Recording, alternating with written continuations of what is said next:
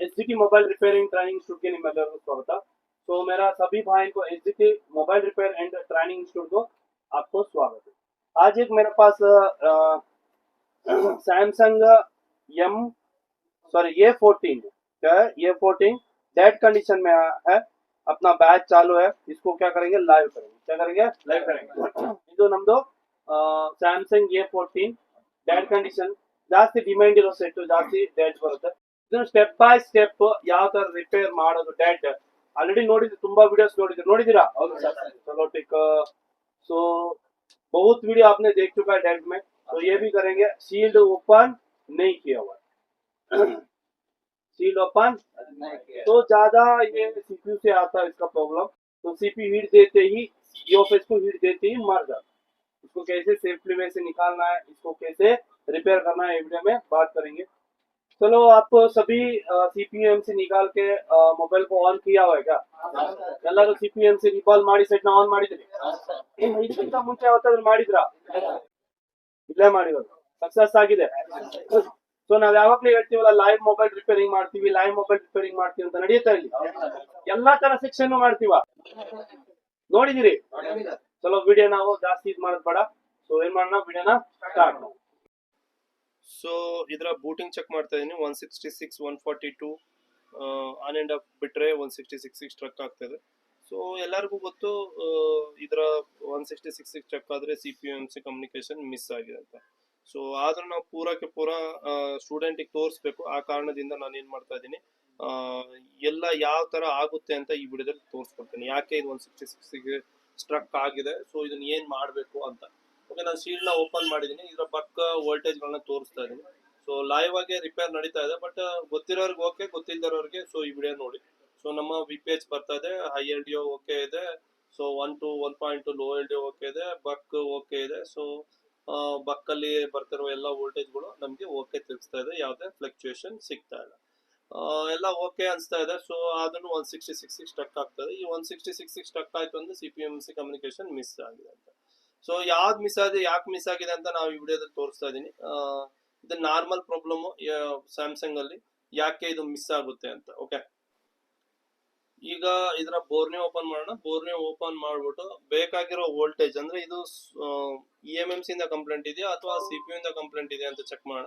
Check ಮಾಡ್ಲಿಕ್ಕೆ ಇದರ PS volt check ಮಾಡ್ಬೇಕಾಗ್ತದೆ। ಸೊ ನಾನು ಇದರ ಪವರ್ IC ನ ಕನೆಕ್ಟ್ ಮಾಡಿದೀನಿ, ನಾನು ಮಾಡಿ ಚೆಕ್ ಮಾಡ್ತಾ ಇದ್ದೀನಿ PS ವೋಲ್ಟ್ ಎಲ್ಲಿದೆ ಇದ್ರ ಅಂತ।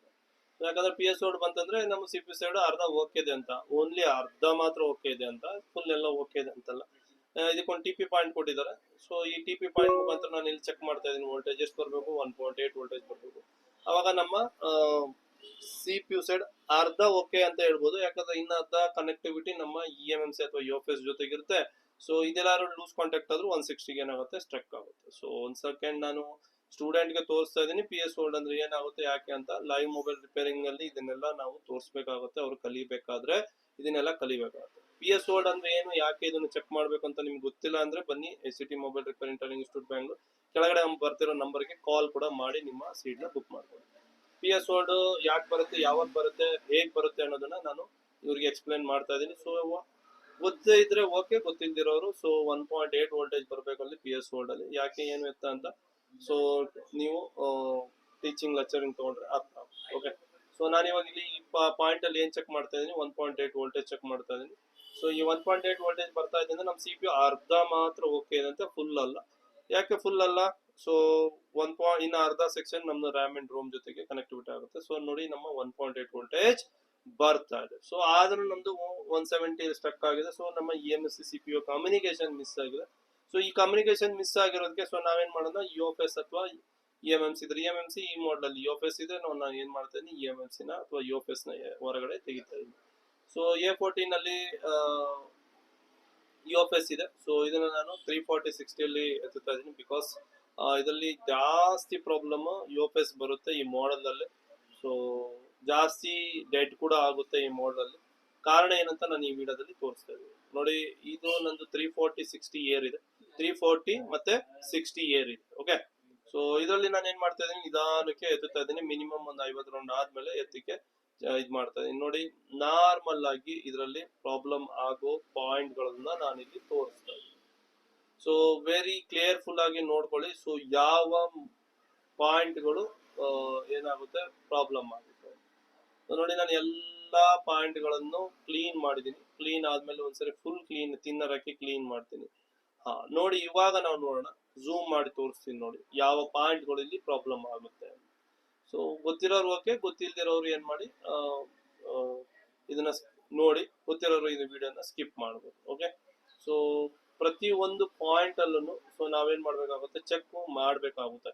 ಸೊ ಫಸ್ಟಿಗೆ ನಾನು ಏನ್ ಮಾಡ್ತಾ ಇದೀನಿ, ಯು ವಿ ಹಾಕ್ತಾ ಇದೀನಿ. ಯು ವಿ ಹಾಕ್ಬಿಟ್ಟು ಅದನ್ನ ಡ್ರೈ ಮಾಡ್ತಾ ಇದೀನಿ. ಸೊ ಟೇಕ್ ಇಲ್ಲಿ ನೋಡಿ, ಇಲ್ಲಿ ಇದೆ ಈ ಪಾಯಿಂಟ್ ಜಾಸ್ತಿ ಪ್ರಾಬ್ಲಮ್ ಆಗುತ್ತೆ ನೋಡಿ. ಈ ಪಾಯಿಂಟ್ ನೋಡಿ, ಈ ಪಾಯಿಂಟ್ ಕೂಡ ಜಾಸ್ತಿ ಪ್ರಾಬ್ಲಮ್ ಆಗುತ್ತೆ ನೋಡಿ. ಈ ಪಾಯಿಂಟ್ ಕಟ್ಟೆ ಆಗ್ಬಿಟ್ಟಿದೆ ನೀವು ನೋಡ್ತಿರೋ ತರ.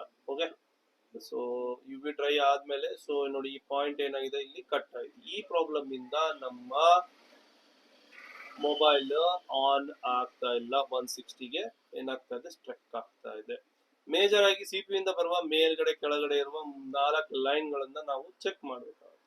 ಸೊ ಈ ಲೈನ್ ಗಳಿಂದ ನಮ್ಗೆ ಏನಾಗುತ್ತೆ, ಜಾಸ್ತಿ ಪ್ರಾಬ್ಲಮ್ ಬರುತ್ತೆ. ಸೊ ಉಳಿದಿರೋ ಎಲ್ಲಾ ಲೈನ್ ಗಳನ್ನ ಇದೇ ತರ ನಾನು ಏನ್ ಮಾಡ್ತಾ ಇದೀನಿ, ಚೆಕ್ ಮಾಡ್ತಾ ಇದೀನಿ ನೋಡಿ. ನಾನು ಚೆಕ್ ಯಾವ ತರ ಮಾಡ್ತೀನಿ ಆ ತರ ಚೆಕ್ ಮಾಡಿ ಸಿಪಿ ಇಂದ ಬರುವ ಲೈನ್ ಗಳು ಜಾಸ್ತಿ ಮೇಲೆ ಮತ್ತೆ ಕೆಳಗಡೆ ಪ್ರಾಬ್ಲಮ್ ಆಗುತ್ತೆ. ಮೇಲೆ ಆ 2 ಲೈನ್ ಗಳು ತುಂಬಾ ಪ್ರಾಬ್ಲಮ್ ಅಲ್ಲಿ ಇರುತ್ತೆ. ಸೊ ನೋಡಿ ಇದು ಕೂಡ ಏನಾಗಿದೆ, ಪ್ರಾಬ್ಲಮ್ ಅಲ್ಲಿ ಇದೆ ನೋಡಿ. ಅಲ್ಲಿ ಲೈಟ್ ಆಗಿ ಒಂಚೂರು ಈಗ ಆಗ್ತಿದಂಗೆ ಎದ್ದಿ ಕಟ್ ಆಗೋ ಚಾನ್ಸಸ್ ಅಲ್ಲಿ ಇದೆ. ಈ ಸ್ಟೇಜ್ ಅಲ್ಲಿ ಡಾಟಾ ಪಾಸ್ ಆಗಲ್ಲ, ಹಂಗಾಗಿ 160ಗೆ ಸ್ಟ್ರಕ್ ಆಗುತ್ತೆ. ಸೊ ನಾವು ಇದಕ್ಕೆ ಯು ವಿ ಹಾಕೋಣ. ಯು ವಿ ಹಾಕ್ಬಿಟ್ಟು ಸೊ ನೋಡಿ ನಾನು ಏನ್ ಮಾಡ್ತೇನೆ, ಇಲ್ಲಿ ಯು ವಿ ಹಾಕ್ತಾ ಇದೀನಿ. ಯು ವಿ ಹಾಕ್ಬಿಟ್ಟು ಲೈಟ್ ಆಗಿ ಹೀಟ್ ಕೊಟ್ಬಿಟ್ಟು ಅದನ್ನ ಏನ್ ಮಾಡೋಣ, ಒಂದು ಲೈನ್ ನ ಕನೆಕ್ಟಿವಿಟಿ ಅದಕ್ಕೆ ಕೊಡೋಣ ನೋಡಿ. ನಾನು ವಿಡಿಯೋದಲ್ಲಿ ತೋರಿಸಿರ್ತಾರ ಯು ವಿ ಹಾಕಿದೀನಿ. ಯು ವಿ ಹಾಕಿದ ಮೇಲೆ ಅದ್ರ ಲೈನ್ ಗೆ ಕನೆಕ್ಟಿವಿಟಿ ಕೊಡ್ತಾ ಇದೀನಿ. ಸೊ ನೀವು ಇದೇ ತರ ಮಾಡ್ಬೋದು. ಸೊ ಜಂಪಿಂಗ್ ಒಂದು ಮಾಡ್ಬಿಟ್ರೆ ಆಯ್ತು. ಸೊ ಅದನ್ನ ಚಕ್ಲಿ ಮಾಡೋ ಅವಶ್ಯಕತೆ ಇರಲ್ಲ. ಸೊ ನೋಡಿ ನಾನು ಈ ತರ ಕೆರೆದಿದ್ದೀನಿ. ಇದನ್ನ ಏನ್ ಮಾಡ್ತೀನಿ, ಯು ವಿ ಆಲ್ರೆಡಿ ಹಾಕಿ ಆಗಿದೆ. ಸ್ವಲ್ಪ ಅದ್ರ ಮೇಲೆ PPT ಪೇಸ್ಟ್ ಇಟ್ಬಿಟ್ಟು ಕನೆಕ್ಟಿವಿಟಿ ಮಾಡಿ ಅದ್ರ ಮೇಲೆ ಯು ವಿ ಹಾಕಿದ್ರೆ ಓಕೆ ಆಗುತ್ತೆ. ಅದಾದ್ಮೇಲೆ EMMC ನ ಅಥವಾ UFS ಚಿಪ್ ನ ಏನ್ ಮಾಡ್ಬೇಕಾಗುತ್ತೆ, ಜೊತೆಗೆ ಫಿಕ್ಸ್ ಮಾಡಿದ್ರೆ ಸೆಟ್ ಆನ್ ಆಗೋ ಚಾನ್ಸಸ್ ಇರುತ್ತೆ. ಸೊ ಅದರಿಂದನೇ ಆಗಿದೆಯೋ ಅಥವಾ ಇನ್ನೇನಾದ್ರು ಆಗಿದೆ ಅಂತ ಗೊತ್ತಿಲ್ಲ ನಮ್ಗೆ. ಫಸ್ಟ್ ಬೇಸಿಕ್ ನಮ್ ಕಣ್ಣಿಗೆ ಬಿದ್ದಿರೋ ಕೆಲಸ ನಾವೇನ್ ಮಾಡ್ಬೇಕಾಗುತ್ತೆ, ಮಾಡ್ಬೇಕಾಗುತ್ತೆ. ಇದು I scanning very important. Mobile repairing ಅಲ್ಲಿ ಐ ಸ್ಕ್ಯಾನಿಂಗ್ ಗೊತ್ತಿಲ್ಲ ಅಂದ್ರೆ ಏನು ಮಾಡ್ಲಿಕ್ಕೆ ಆಗಲ್ಲ. ಓಕೆ, ಸೊ ಈ ತರ ನೀವೇನ್ ಮಾಡ್ಬೋದು, ಇದಕ್ಕೆ ಒಂದು ಜಂಪಿಂಗ್ ಕೊಡ್ಬೋದು. ಸೊ ನೋಡಿ 2 ಟ್ರ್ಯಾಕ್ ಗಳಿಗೆ ನಾನು ಏನ್ ಮಾಡ್ತಾ ಇದ್ದೀನಿ, ಜಂಪಿಂಗ್ ಕೊಡ್ತಾ ಇದ್ದೀನಿ. ಇಂಪಾರ್ಟೆಂಟ್ ಯಾಕೆ ಅಂದ್ರೆ ಇದನ್ನ ಚಕ್ಲಿ ಮಾಡ್ತಾ ಕುತ್ಕೋಬೇಕಾಗುತ್ತೆ. ಪ್ಯಾಡ್ ತಗೊಬೇಕಾಗುತ್ತೆ, ಬೇರೆ ಪ್ಯಾಡ್ಗಳು. ಸೊ ಅದು ತಗೊಳ್ಳೋ ಅವಶ್ಯಕತೆ ಇಲ್ಲ. ಇದರಲ್ಲಿರೋ ಪ್ಯಾಡ್ ಅಲ್ಲೇ ನಾವೇನ್ ಮಾಡ್ಬೋದು, ಕೆಲಸ ಮಾಡಬಹುದು. ಸೊ ಇದು ನಾರ್ಮಲ್ ಪ್ರಾಬ್ಲಮ್ ಈ ಮಾಡಲ್ಗಳಲ್ಲಿ, ಅಂದ್ರೆ A14, M14, A12, M12 ಇದ್ರಲ್ಲೆಲ್ಲ ಇದು ಜಾಸ್ತಿ ಪ್ರಾಬ್ಲಮ್ ಇದೆ. ಇದೇ ಕಾನ್ಸೆಪ್ಟ್ ನಡೆಯೋದು ಜಾಸ್ತಿ. ಯಾಕೆ ಅಂತ ಹೇಳಿದ್ರೆ ಈ 2 ಟ್ರ್ಯಾಕ್ಗಳು ಅಥವಾ ಕೆಳಗಡೆಯಿಂದ 2 ಟ್ರ್ಯಾಕ್ಗಳು ಡ್ಯಾಮೇಜ್ ಆಗಿರುತ್ತೆ. ಸೊ ಇದೆರಡು ಡ್ಯಾಮೇಜ್ ಆಗಿರೋ ಟ್ರ್ಯಾಕ್ಗಳನ್ನ ನಾನು ಏನ್ ಮಾಡ್ತಾ ಇದ್ದೀನಿ, ರೆಡಿ ಮಾಡಿದ್ದೀನಿ. ರೆಡಿ ಮಾಡ್ಬಿಟ್ಟು ಆನ್ ಮಾಡೋಣ, ನೋಡೋಣ EMMC ರೀಬಾಲ್ ಮಾಡಿ. ಸೊ ಇದು ಫ್ರೆಶರ್ ಫಸ್ಟ್ ಟೈಮ್ ನೋಡ್ತಾ ಇರೋರಿಗೆ ಇದು ಇಂಪಾರ್ಟೆಂಟ್ ಇರುತ್ತೆ. ಆಲ್ರೆಡಿ ಇದೇ ಕೆಲಸ ಮಾಡಿರೋರು ಇದನ್ನ ಸ್ಕಿಪ್ ಮಾಡ್ಬೋದು. ಸೊ ಇದೇ ತರ ಕೆಲಸ ಕಲಿಬೇಕು ಅನ್ನಂಗಿದ್ರೆ ಬನ್ನಿ SGT mobile repairing training institute Bengaluru. आप ऐसा काम सीख सकते हैं, आ जाइए SGT mobile repairing training institute Bengaluru को. सो बेंगलुरु में है ये पीनिया सेकंड स्टेज. एनी एनक्वायरी नीचे आने वाले नंबर को कॉल कर सकते हो. ಏನಾದರೂ ನೀವು ಕಾಲ್ ಮಾಡಬೇಕು ಅನ್ನಂಗಿದ್ರೆ ಕೆಳಗಡೆ ಬರ್ತಿರೋ ನಂಬರ್ಗೆ ಡೈರೆಕ್ಟ್ ಆಗಿ ಕಾಲ್ ಮಾಡಿ ನಿಮ್ಮ ಸೀಟ್ ನ ಬುಕ್ ಮಾಡ್ಬೋದು ಅಥವಾ ಎನ್ಕ್ವೈರಿ ಮಾಡಿ. ಸೊ 2 ಟ್ರ್ಯಾಕ್ ನ ನಾವು ಕರೆಕ್ಟ್ ಮಾಡಿದೀವಿ. ಸೊ ಇವಾಗ ಇದನ್ನ ಹೀಟ್ ಕೊಡೋದು ಕೂಡ ತುಂಬಾ ಇಂಪಾರ್ಟೆಂಟ್. ಹೀಟ್ ಬಂದು 340-60 ಹೀಟ್ 340 ಹೀಟ್ ಇಡಬೇಕಾಗುತ್ತೆ. ಏರ್ ಬಂದು 60 ಏರ್ ಇರಬೇಕು. ಮಿನಿಮಮ್ ಅಂದ್ರೆ ಮಿನಿಮಮ್ 50 ರೌಂಡ್ ಹೊಡೆದ್ಮೇಲೆ ಸೊ ನಾನು ಏನ್ ಮಾಡ್ತಾ ಇದೀನಿ, ಇದನ್ನ ಕಟ್ ಮಾಡ್ತಾ ಇದೀನಿ. ನೋಡೋಣ ಸೆಟ್. ಸೊ ಇವಾಗ ಏನಾಯ್ತು, ನಾವು EMMC ನ ಕೂರ್ಸಿದ್ವಿ, CPU ನ EMMC ಕೂರ್ಸಿದ್ವಿ. ಸೊ ನೋಡೋಣ ಪ್ಯಾಡ್ ಏನಾಗಿತ್ತು, ಕಟ್ ಆಗಿತ್ತು ಅಲ್ವಾ. ಸೊ ನೋಡೋಣ, ಇದು ಚಾರ್ಜಿಂಗ್ ಹಾಕಿದೀನಿ, 7% ಏನಾಗಿದೆ ಚಾರ್ಜಿಂಗ್ ತೋರಿಸ್ತಾ ಇದೆಯಾ. ಸೊ ಇದೇ ತರ ಕೆಲಸ ನೀವು ಕೂಡ ಕಲಿಬಹುದು. ಬನ್ನಿ SGT mobile repair training institute ಬ್ಯಾಂಗ್ಳೂರ್ಗೆ. ಸೊ ಇದೊಂದು ಡೆಮೋ ಪರ್ಪಸ್ ತರ ಒಂದು, ಯಾಕೆ A14 ಈ ತರ ಆಗುತ್ತೆ ಅಂತ ನಾನು ನಿಮ್ಗೆ ಹೇಳಿರೋದಿಲ್ಲ ಕನ್ನಡ. ಸೊ ಇದನ್ನ ನಾವು CPU ತೆಗೆದ್ರೂ ಡೆಡ್ ಆಗುತ್ತೆ, ಅದನ್ನು ನಾವು ಒಂದ್ಸರಿ ಮಾಡಿ ನಿಮಗೆ ತೋರಿಸಿದೀವಿ, ಹೌದಾ. ಸೊ ಜಾಸ್ತಿ ಈ CPU ತೆಗೆಯೋದ್ರಲ್ಲಿ ಟೈಟ್ ಮಾಡ್ತಾರೆ ಮೊಬೈಲ್ಗಳನ್ನ ಕನ್ನಡ. ಸೊ ಅಕಸ್ಮಾತ್ CPU ತೆಗಿಯೋಕ್ಕಿಂತ ಮುಂಚೆ ಏನೇನು ಚೆಕ್ ಮಾಡ್ಬೇಕು ಅಂತ ಈ ವಿಡಿಯೋದಲ್ಲಿ ನಾನು ನಿಮ್ಗೆ ಹೇಳಿದ್ದೀನಿ. ಬೇಸಿಕ್ ಕನ್ನಡ. ಅಕಸ್ಮಾತ್ ನಮ್ಮ ಹತ್ರ ಸ್ಕೀಮ್ಯಾಟಿಕ್ ಇಲ್ಲ, ಏನಿಲ್ಲ ಸ್ಕೀಮ್ಯಾಟಿಕ್ ಇಲ್ಲ ಅಂದ್ರೆ ಚೆಕ್ ಮಾಡ್ತೀರಾ? ಯಾವುದೇ ಮದರ್ ಬೋರ್ಡ್ ಆಗ್ಲಿ ನಮ್ಮ ಹತ್ರ ಹೊಸ ಮಾಡಲ್ ಬಂದಿದೆ, ಅದರ ಸ್ಕೀಮ್ಯಾಟಿಕ್ ನಮ್ಮ ಹತ್ರ ಅವೈಲೇಬಲ್ ಇಲ್ಲ, ಬಿಟ್ ಮ್ಯಾಪ್ ನಮ್ಮ ಹತ್ರ ಅವೈಲೇಬಲ್ ಇಲ್ಲ. ಸೊ ಡೆಡ್ ಬುಟ್ ರಿಪೇರ್ ಮಾಡ್ತೀರಾ? IC ಬೇಸ್ ವರ್ಕ್ ಮಾಡ್ಬೋದಾ? ಸೊ ಈ ವಿಡಿಯೋ ಇಷ್ಟ ಆಗಿದ್ರೆ ಲೈಕ್ ಮಾಡಿ, ಶೇರ್ ಮಾಡಿ, ಸಬ್ಸ್ಕ್ರೈಬ್ ಮಾಡಿ. Thank you for watching.